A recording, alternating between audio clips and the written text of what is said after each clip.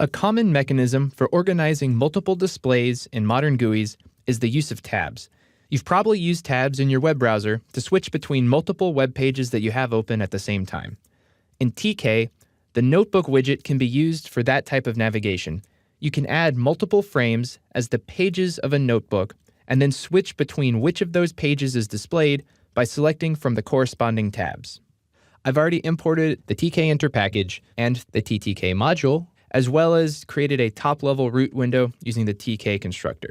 To create a notebook, I'm going to use the notebook constructor, which is found inside the ttk module. It's spelled with a capital N. And I'm going to pass in the parent of the top-level root window. Now I'm going to use the Pack Geometry Manager to add it to my window. You can see it here. It's very small because it currently doesn't have anything.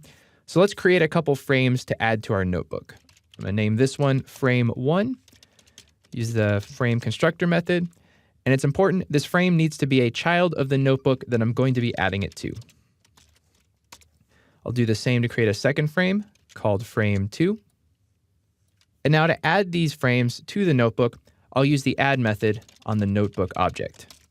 The first parameter for the add method is the frame that I want to add. And then the second parameter is the text, which will be the label of each tab in the notebook. So I'm going to call this label 1. We can see it creates a tab up here.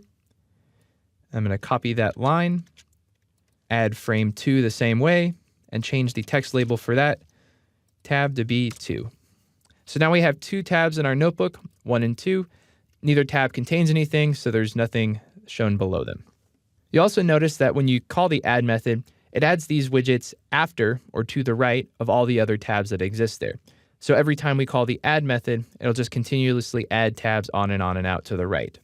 Something else I want to point out here is that you don't just have to add frames. Frames are the most common type of widget you'll add to the notebook, but you can also add any other type of widget as well if you need to. We can manage any of those frames as normal, and the contents will appear on the correct notebook tab. So if I wanted to add a button to frame 1, I could do so by calling the button constructor. It'll be a child of frame number 1, and I'm going to make my button text just say click me. And I'll go ahead and use the Pack Geometry Manager on that button to add it to frame 1. And so when I do that, you notice that frame 2 expanded out here, and that's because now that frame 1 has contents, it's expanded to fill that contents. Even though frame 2 doesn't have contents, it'll always be the same size as the other frames. We can insert new notebook tags at specific locations by using the insert method. So I'm going to create a third frame here called frame number 3, which is also a child of the notebook. And if I call the insert method on the notebook object, I pass it in the first parameter, which is the index at which to insert a pane into the notebook.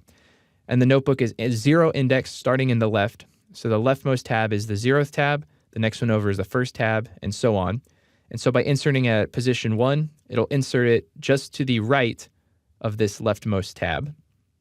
The second parameter is the widget I want to insert, so I'm going to insert my third frame widget. And the third parameter is the text to display on that notebook tab. So I'm going to call this 3 because it contains frame 3. And you'll see, because I indexed it at position 1, it's now inserted between those other 2 existing tabs. If we don't like where we've inserted a tab, we can remove it from the notebook by using the forget method. The forget method takes one parameter, which is the index of the tab to remove. And so if I call forget number 1, it'll remove that tab at position 1. When we call the forget method, it's not actually deleting that frame widget or any of its contents, it's just removing it from the notebook. So we could re-add that frame widget to another position or use it elsewhere within our program. Let me demonstrate that now by adding frame 3 back to the notebook using the add method. And I'll set the text to 3. And now because I use the add method, it adds it at the rightmost position of the tabs in the notebook. If we want to see which tab is currently selected by the user, we can do so by calling the notebook's select method. And if we call it without any parameters, it will return the tab ID of the selected tab. So notebook.select will give us an ID of that widget. Now, this may not be very easy to use, and so we can convert this ID into the index number by using the notebook's index method and passing it in this tab ID. So if we call notebook.index to use the notebook's index method, that will convert the result of the notebook select method into a tab number.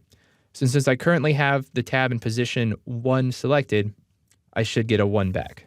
We can also programmatically select which notebook tab is selected by passing the index value of that tab to the select method. So if I call notebook.select and I pass in 2, this will cause the notebook to switch over to show the second index tab.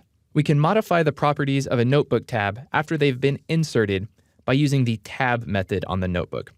One of the things we can change, for example, is the state of a tab to make it disabled.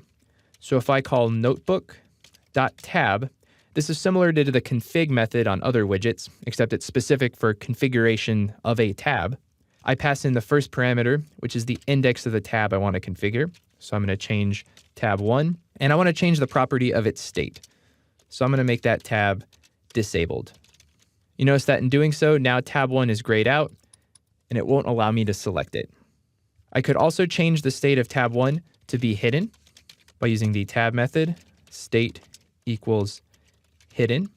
And in doing so, now tab 1 is no longer visible on the notebook. But it still does exist in the background at index 1. To return the tab back to normal state, I'll call that notebook.tab, change 1, and set its state back to normal. If we want to check and see what the current value of a property for a specific tab is, we can use that tab method, pass in the index of the tab we were considering, and then pass in the name of a property. So for example, if I wanted to see what the text property is for tab 1, I could do so with the text option, and you'll see that the tab at index 1 has the label of 2, and that's the answer we get back here. If you call the tab method without specifying a specific property, it'll give you a list of all the properties that exist for that tab. So we can see here that tab 1 has a padding of 0, a text of 2, not underlined, sticky, and so on.